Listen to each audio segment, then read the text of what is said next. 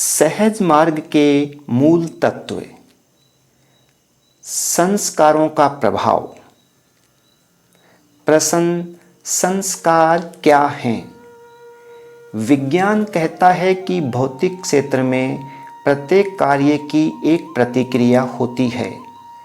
आध्यात्मिकता कहती है कि अहम के बोध से या मैं की भावना से किया गया प्रत्येक विचार या कार्य हृदय पर सूक्ष्म छापों अर्थात संस्कारों की निशानी छोड़ जाता है, जो भविष्य के विचारों और कार्यों का कारण बनता है और पुनः छापों का सृजन करता है। बार बार एक ही तरह की छाप पड़ने से वे ठोस होकर प्रवृत्ति का रूप ले लेते हैं। ऐसी स्थिति में मनुष्य अपने संस्कारों का गुलाम बन जाता है और अपने इन संस्कारों का भोग करने हेतु उसे बार बार मानव शरीर धारण करना पड़ता है। संस्कारों के भोग और निर्माण के इस दुष्चक्र में लक्ष्य की ओर उसकी प्रगति रुक जाती है।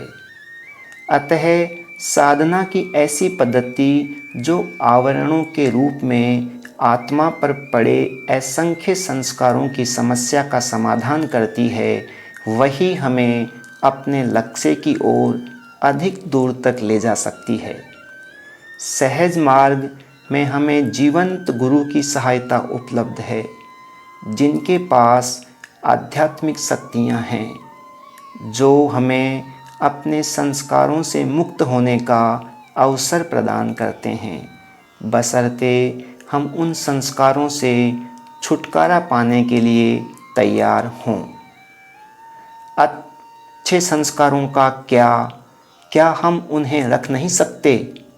निस्संदेह अच्छे संस्कार जो अच्छे कर्मों का फल होते हैं, हमें मानवीय स्तर पर एक अच्छा जीवन उपलब्ध करा सकते हैं, लेकिन वे हमें इस भौतिक जीवन से छुटकारा नहीं दिला सकते। बाबूजी का कहना है कि अच्छे संस्कार सोने के पिंजरे की तरह होते हैं, लेकिन पिंजरा तो आखिर पिंजरा ही है, चाहे वह सोने का हो या लोहे का। हमारे लिए आवश्यक है कि हम अच्छे बुरे, पाप पुण्य, स्वर्ग नरक के सारे विचारों को छोड़ दें, क्योंकि ये सब मनुष्य की बनाई गई धारणाएं हैं और हमें इन द्वंद्वों या परस्पर विरोधी विचारों से ऊपर उठकर अपने मन को ईश्वर में लगाना है। जब हम मन के इन द्वंद्वों से ऊपर उठ जाते हैं, तब हमारे लिए इस क्षणिक, सीमित और बंधन युक्त भौतिक जीवन के परे जाने का मार्ग प्रशस्त हो जाता है। मालिक के अनुसार केवल आध्यात्मिकता के द्वारा ही हमारा आंतरिक विकास हो सकता है और अंत में यही हमें इस नश्वर जीवन से मुक्ति दिला सकती है। हृदय का महत्व। यह मन का योग है, लेकिन सारा ध्यान मन की अपेक्षा हृदय पर दिखाई देता है। आप सही कह रहे हैं। इसका कारण यह है कि जिन संस्कारों की हमने पहले बात की है, वे हृदय क्षेत्र में सूक्ष्म रूप में जमा रहते हैं। मालिक का कहना है कि हृदय मन का कार्य क्षेत्र है। अगर हृदय शुद्ध नहीं है तो मन भी शुद्ध नहीं होगा। अगर हृदय को संस्कारों से उत्पन्न ठोसता से शुद्ध कर दिया जाए तो मन भी शुद्ध, सूक्ष्म और शीशे की तरह साफ और चमकदार हो जाएगा और हृदय में स्थित परमात्मा से समस्त शक्तियाँ प्राप्त कर ईश्वरमय हो जाएगा। इसीलिए मालिक और प्रशिक्षकों द्वारा हृदय पर ज़्यादा ध्यान दिया जाता है और उसमें जमे हुए संस्कारों की सफाई की जाती है। इसका परिणाम मन की दशा में महसूस होता है। कृपया इस बात पर ध्यान दें कि यहाँ जिस हृदय की बात की जा रही है वह शारीरिक हृदय न होकर एक आध्यात्मिक केंद्र है, जो उस जगह पर स्थित है जहाँ हम दिल की धड़कन महसूस करते हैं। ध्यान के समय हम हृदय को देखने की कोशिश नहीं करते, बल्कि हृदय में स्थित ईश्वर की तरफ यानी ऊपर बताए गए आध्यात्मिक केंद्र पर अपना ध्यान लगाते हैं। प्रश्न, अन्य बिंदुओं अर्थात चक्रों पर ध्यान करने के बारे में आपकी क्या राय है? हमारे गुरुदेव का कहना है कि भ्रू मध्य अर्थात दोनों बाहों के मध्य पर ध्यान करने से शक्ति जागृत हो जाती है, जो आध्यात्मिक विकास के लिए जरूरी नहीं है। इसी प्रकार नासिकाग्र पर ध्यान करने से अतीन्द्रिय दृष्टि या ज्योतिष ज्ञान आदि जैसी सिद्धियां प्राप्त हो सकती हैं, जो आध्यात्मिक जिज्ञासु को वास्तविक लक्ष्य से भटका सकती है। सभी धार्मिक और आध्यात्मिक परंपराओं का मानना है कि ईश्वर मनुष्य के हृदय में निवास करते हैं, इसलिए स्पष्ट है कि उनका अनुभव केवल हमारे हृदय में ही हो सकता है। फिर प्रेम की भावना का संबंध भी हमेशा से हृदय से ही माना जाता है। अतः ध्यान ईश्वर के प्रति हमारे अंतर्हित प्रेम को जगाता है और लक्ष्य की ओर हमारी गति को तीव्र करता है। अंततः वह प्रेम ही है जो ईश्वर को जीत सकता है। हमें अच्छी तरह समझ लेना चाहिए कि सहज मार्ग की साधना नीरस और यांत्रिक नहीं है, बल्कि यह ईश्वर के लिए हमारे दिल में प्रेम जगाती है। हम हृदय पर ध्यान करते हैं, हृदय में हमारा वास है और हृदय के द्वारा ही कार्य करते हैं। इससे हमारे मानवीय पक्ष का और ईश्वरीय पक्ष का पूरी तरह तालमेल बैठ जाता है। हमारे सभी मालिक ने हृदय पर ध्यान करने के कुछ और कारण भी बताए हैं। हृदय वह स्थान है जहाँ मानवीय अस्तित्व का प्रारंभ होता है और अंत भी। यहीं से जीवन की पहली धड़कन शुरू होती है और यहीं से मृत्यु के समय जीवन इस शरीर से विदा लेता है। मनुष्य के स्वभाव की पहचान उसके हृदय से ही की जाती है। कोई इंसान या तो अच्छे हृदय वाला होता है या बुरे हृदय वाला। अगर उसके स्वभाव में कोई परिवर्तन या रूपांतरण लाना है तो इसके लिए हृदय को ही केंद्र बनाना पड़ेगा। जैविक स्तर पर हृदय रक्त शुद्ध करके उसे शरीर के सभी अंगों में संचारित करता है। इसलिए सहज मार्ग साधना द्वारा हृदय को शुद्ध करने का प्रभाव शरीर की संपूर्ण प्रणाली पर पड़ेगा। हमारे मालिक के अनुसार शरीर में हृदय के ऊपर और नीचे स्थित अन्य चक्रों पर भी हृदय पर की गई सफाई का असर पड़ता है और वे भी शुद्ध होते जाते हैं। जिज्ञासु और दैनिक अभ्यास। प्रश्न, एक आध्यात्मिक जिज्ञासु इस पद्धति में ध्यान किस प्रकार आरंभ करता है? जिस किसी ने 15 वर्ष की आयु पूर्ण कर ली है, साथ ही वह हमारी पद्धति में साधना करने के लिए इच्छुक है, वह इस पद्धति में ध्यान आरंभ कर सकता है।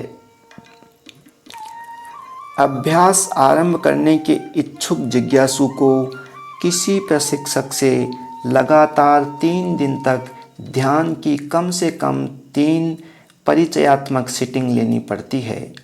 प्रत्येक सत्र लगभग आधे घंटे का होता है, जिसमें प्रशिक्षक मालिक के माध्यम के रूप में कार्य करता है और प्राणाहुति शक्ति को अभ्यासी के हृदय में प्रवाहित करके संस्कारों की सफाई करता है। इससे अभ्यासी के मन में हल्कापन आता है और वह ध्यान करने के योग्य बन जाता है।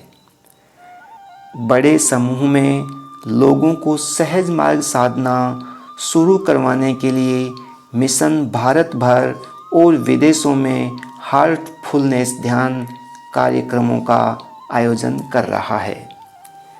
अभ्यासी को अपने अभ्यास के दौरान सप्ताह में एक बार या 15 दिनों में एक बार प्रशिक्षक से सीटिंग लेते रहना चाहिए। हमने अपने भीतर संस्कारों की अनगिनत परतें जमा कर रखी हैं।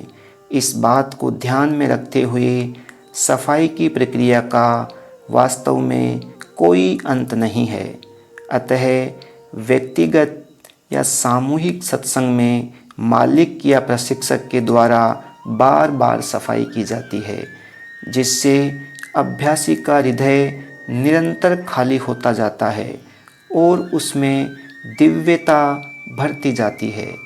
यह स्वतः ही दिव्य कृपा के आगमन के लिए हृदय के द्वार खोल देता है, जिसके फलस्वरूप विस्तार, सूक्ष्मता और रूपांतरण की अन्य अभिव्यक्तियों का अनुभव होने लगता है।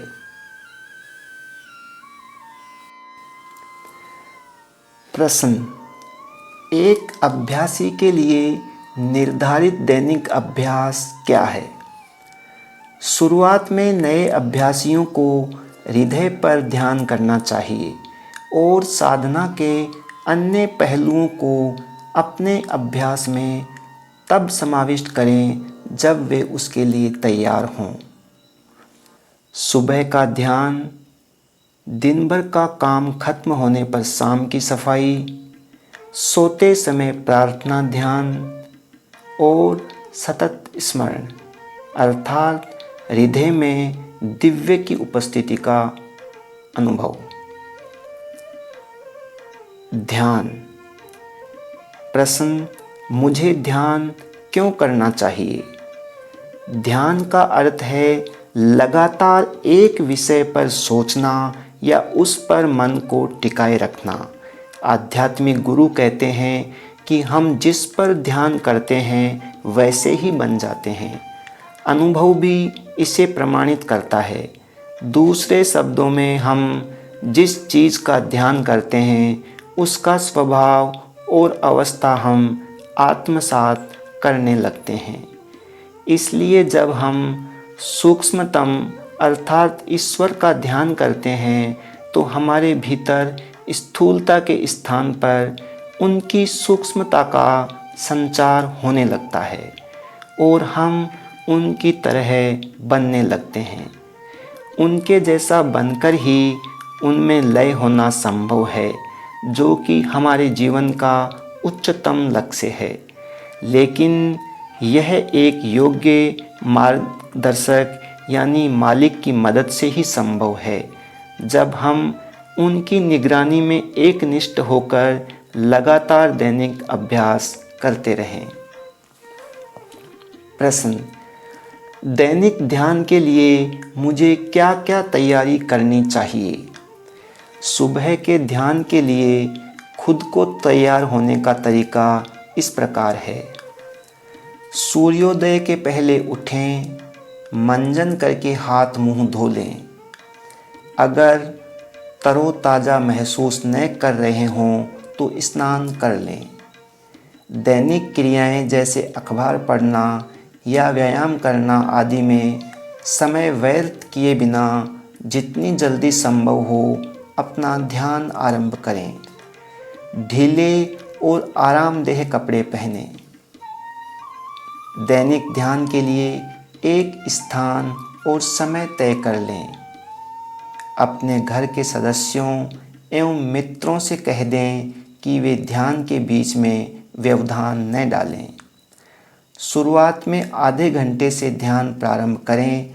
धीरे धीरे अपनी सुविधानुसार इस समय को बढ़ाकर 1 घंटा कर लें। अगर निर्धारित समय से पूर्व आपकी आंखें खुल जाएं तो आप उन्हें फिर से बंद कर लें और ध्यान करते रहें। बिना किसी चिंता या तनाव के आराम से बैठें, लेकिन अपनी पीठ और अपना सिर सीधा रखें। आप कमर के लिए सहारा लेकर, लेकिन सिर के लिए नहीं। आप कमर के लिए सहारा लेकर ज़मीन पर या फिर कुर्सी पर बैठ सकते हैं। अगर ध्यान शुरू करने के बाद शरीर का बोध लुप्त हो जाने से सिर झुक जाता है तो इसकी चिंता न करें। लेटकर ध्यान करने की अनुमति नहीं है, क्योंकि अधिक आराम की वजह से नींद आ सकती है। ध्यान का आरंभ प्रार्थना से करें। प्रार्थना आत्मिक उन्नति के लिए होनी चाहिए और इस तरह की जानी चाहिए कि हृदय दिव्य उपस्थिति या अंतर में विद्यमान मालिक के प्रति प्रेम और भक्ति से भर आए। प्रश्न: ध्यान कैसे करते हैं? आराम से अपनी आंखें बंद करें और इस विचार के साथ ध्यान की शुरुआत करें कि ईश्वरीय प्रकाश हमारे हृदय में विद्यमान है। हृदय या ईश्वरीय प्रकाश को देखने की कोशिश न करें, बल्कि धीरे से हृदय में धड़कन वाली जगह पर अपना ध्यान लाएं। मन को एकाग्र करने की कोशिश किए बिना आराम से बैठकर अपने अंतर में झांकने की कोशिश करें। ध्यान के दौरान उठने वाले विचारों पर गौर न करें। क्या ईश्वरीय प्रकाश के विचार को मन में बार बार दोहराते रहना चाहिए? हमारे मालिक का कहना है कि विचार बहुत ही शक्तिशाली होता है, इसलिए ध्यान शुरू करते समय हृदय में दिव्य प्रकाश का यह शक्तिशाली सुझाव हमारे मन को दिव्य के साथ जोड़ने के लिए पर्याप्त है। यह लाइट का स्विच दबाने जैसा है। एक बार स्विच दबाने भर से बिजली का प्रवाह जारी रहता है। अब स्विच को लगातार दबाते रहने की ज़रूरत नहीं पड़ती। इस विचार से हमारा अवचेतन मन पूरे ध्यान के दौरान हृदय में स्थित ईश्वर से जुड़ा रहता है।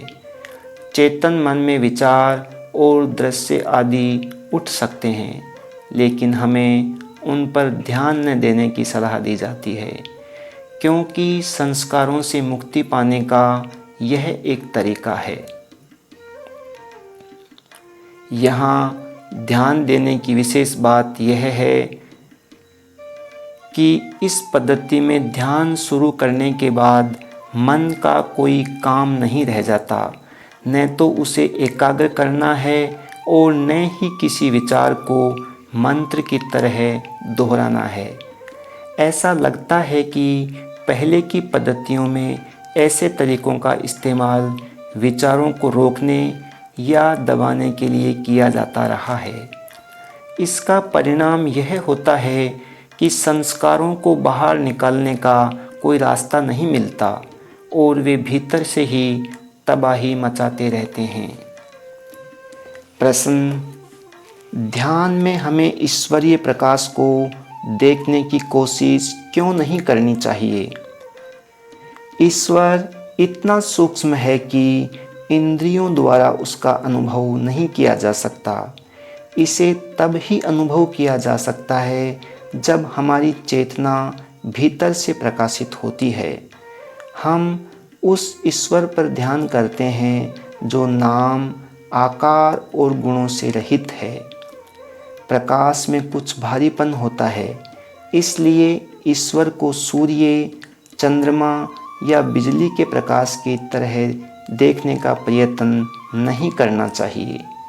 चूँकि मानव मन सुनने का ध्यान नहीं कर सकता, इसलिए ईश्वर को हम एक भाव के रूप में लेते हैं और इस विचार के साथ उस पर ध्यान करते हैं कि वह हमारी चेतना को भीतर से प्रकाशित कर रहा है। बाबूजी महाराज ने इसे चमक रहित प्रकाश की संज्ञा दी है। प्रश्न: फिर ध्यान के दौरान हम करते क्या हैं। हमारे मालिक का कहना है कि हम ध्यान में कुछ नहीं करते। ध्यान के दौरान हम सक्रिय नहीं, निष्क्रिय रहते हैं। ध्यान वह दशा है जिसमें हम अपने भीतर दिव्यता के प्रवेश होने की प्रतीक्षा करते हैं। ध्यान का यही सबसे स्वाभाविक तरीका है। हम इसमें शारीरिक या मानसिक स्तर पर कोई क्रिया नहीं करते, न ही मन को एकाग्र करने के लिए उस पर किसी प्रकार का दबाव डालते हैं। हम ईश्वर के प्रति समर्पण की हालत में अपने हृदय में उसके आगमन की प्रतीक्षा करते हैं। प्रश्न: यदि हमारे विचार ध्यान में बाधा पहुंचाएं तो हमें क्या करना चाहिए? ऐसा सोचें कि ये किसी दूसरे के विचार हैं। आपको अपने और उन विचारों के बीच एक प्रकार की दूरी पैदा कर लेनी चाहिए। इन विचारों के साथ बिन बुलाए मेहमानों की तरह बर्ताव करें। अगर आप उनकी तरफ ध्यान नहीं देंगे तो वे खुद ब खुद चले जाएंगे। अगर आप स्वयं को विचारों में सक्रिय रूप से उलझा हुआ महसूस करते हैं तो आप मन को इन विचारों से अलग करके उसी मूल विचार पर ले आइए कि ईश्वरीय प्रकाश आपके हृदय में विद्यमान है। हालांकि नए अभ्यासियों के लिए यह कुछ दिनों की समस्या होती है।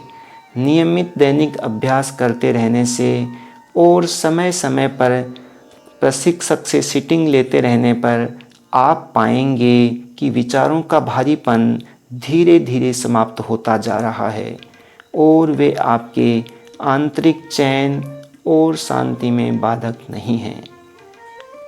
ध्यान पर स्पष्टीकरण।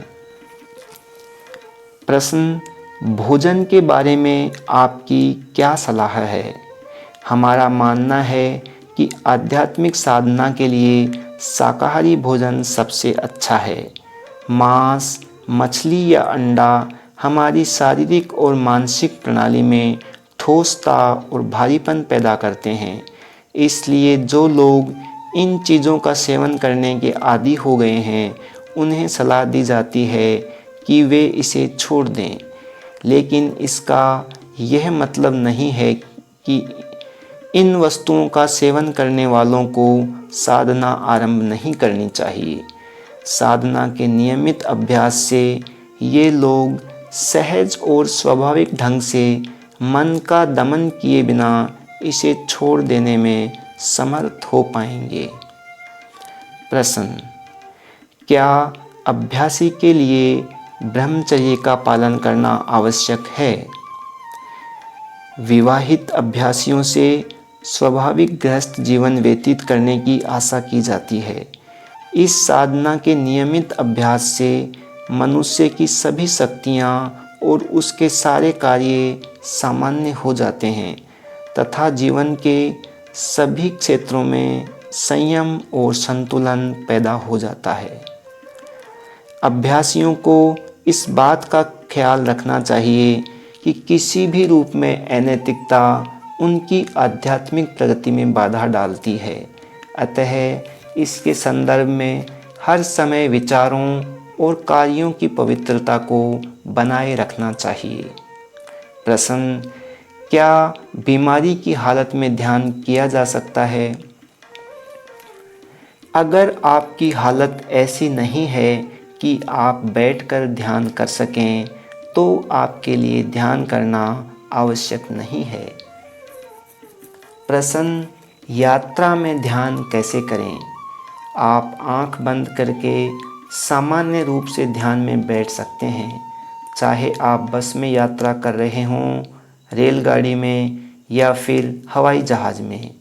आप जहाँ कहीं भी जाएं, वहाँ के स्थानीय प्रशिक्षकों से संपर्क स्थापित करके उनसे व्यक्तिगत सीटिंग ले सकते हैं तथा वहाँ होने वाले सत्संग में शामिल हो सकते हैं।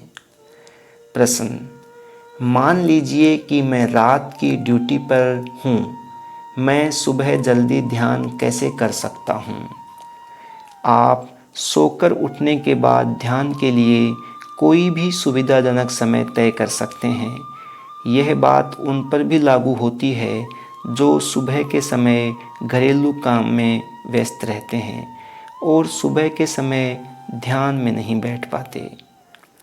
सुबह का काम समाप्त होने के बाद वे ध्यान के लिए समय निश्चित कर सकते हैं।